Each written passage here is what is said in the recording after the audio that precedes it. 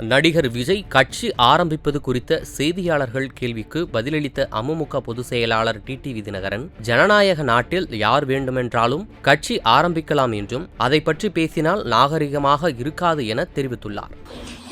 ஜனநாயக நாட்டில் கட்சி ஆரம்பிப்பது, தேர்தலில் போட்டியிடுவதுங்கிறது எல்லோருக்கும் உள்ள உரிமை.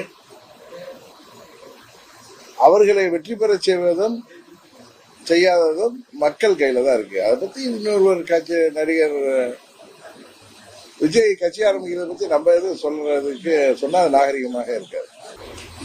ஜனநாயக நாட்டில் கட்சி ஆரம்பிப்பது, தேர்தலில் போட்டியிடுவதுங்கிறது எல்லோருக்கும் உள்ள உரிமை.